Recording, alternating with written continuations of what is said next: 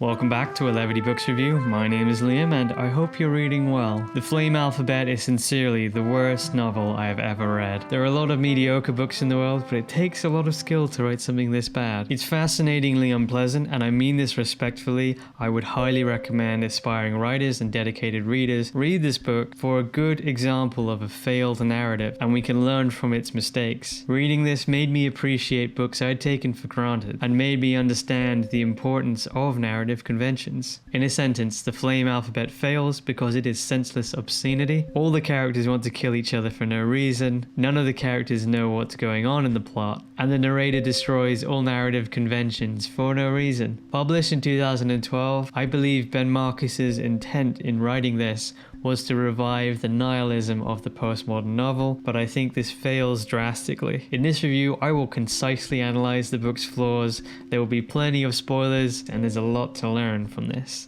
The Flame Alphabet is a dystopian story where language suddenly becomes toxic and everyone is trying to understand, survive, and cure this increasingly silent world. And this is a fantastic foundation for a story because it has the terror of blindness by Jose Saramago. It has the loneliness and barren wasteland of The Last of Us, the video game, or Cormac McCarthy's The Road. It has the science from BioShock, the video game, or Soylent Green. However, this story follows a Jewish husband trying to save his wife and daughter from the disease, seeking guidance from secret religious broadcasts from a cult, and avoiding a scientist that seems to be hunting Jewish children. And this is where all the problems begin with this book. This book could have been a much needed criticism for our culture to dismiss people based on toxic language or toxic masculinity. The Nazis condemned Jews and Ayn Rand condemned communists on the same ground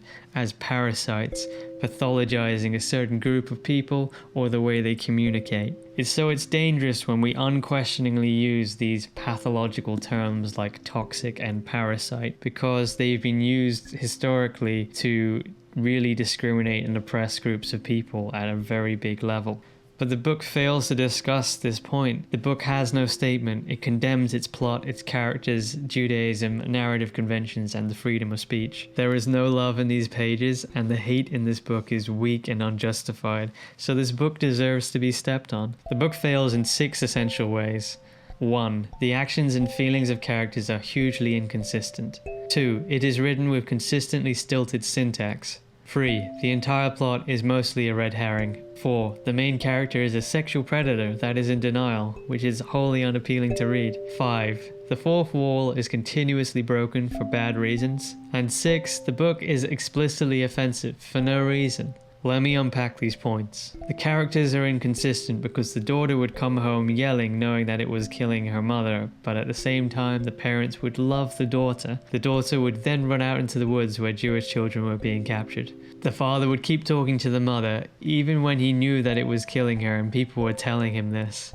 The mother knew about the scientist but didn't tell her husband, and then her husband just kept talking to her as a result and almost killed her. The parents believe in Judaism but have sex during the services. The husband has serious sexual problems that we'll get into later. 2. I really dislike Ben Marcus's writing style. Read anything by Ben Marcus and you'll see what I mean. He's a professor of creative writing at Columbia who's trying to be innovative, but he consistently writes with incomplete sentences. These run-on sentences make everything he writes seem like someone just gasping for breath. And I feel confident in condemning this unvaried writing style because it's arrogant for an author to assume that a reader would find it appealing. You'd have to assume your sentences are so powerful and your content so engaging that it will pace itself. There is no excitement when you write at an even continuous pace. The plot first suggests that Jewish children are causing language to become toxic, but they're actually being harvested for a serum which confers immunity to this communication problem. But it's never explained why language was toxic, how it was cured, and what any of this was meant to mean as a metaphor. It is also clumsy that writing, speech, and sign language were seen as communication, whereas non-verbal signs weren't. The plot made no sense and claimed that it couldn't make sense because language was toxic. It's as lazy as that cliche of waking up and it was all a dream. There's no revelation. The main character, who serves as the third-person narrator, is disgusting because he has sex with his wife during religious services, he sexually assaults a prostitute he is having an affair with, and at the end of the book it seems like he's stalking his daughter to try and have sex with her. Again, none of this for any real reason. It's disturbing to read this character's lack of self-awareness because third-person narrations normally have quite an open-minded, objective viewpoint. The fourth wall is broken for the worst reasons. Rhetorical questions about literary devices. What are the operative motifs from mythology when parents take leave of a child? Is there not some standard departure imagery offered by the fables? What is it called when the features of the landscape mirror the condition of the poor fucks who live in it? Whatever it is, it was not in effect. I think maybe there was some meaning here, as the scientist said the main character was so oblivious to what was going on that he was surprisingly healthy despite everyone else dying. So maybe the fact that the narrator is so confused and baffled, that's actually part of the story. The Flame Alphabet might be an experimental narrative about the most unlikable main character possible being the most oblivious to what is going on. But it's unenlightening because we're not invested in this character and we learn nothing when he catches up with everyone else. I don't see why that makes it okay to make such a nihilistic mess of a story about exterminating Jews, sexual assault. This book is hatred without passion, strength, love, wit, humor.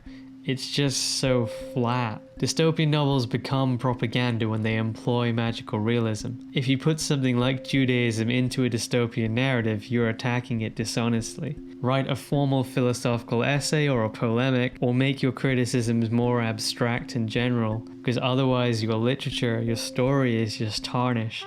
So in summary, The Flame Alphabet is a book that challenges what it means to write toxic language, and it does so itself, but it doesn't have a statement. The Flame Alphabet is an important experimental failure, showing that if you abuse your readers, characters and plot, your story will be ruined. So unless you're looking for a bad example of a dystopia, or you're looking for a bad Christmas present to give to someone you don't like, you should read something else.